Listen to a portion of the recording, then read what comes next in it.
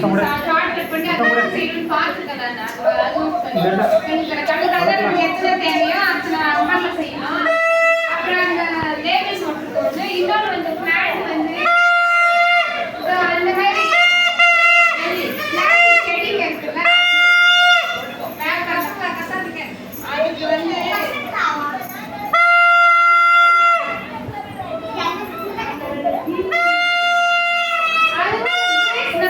download பாருங்க அது செஞ்சு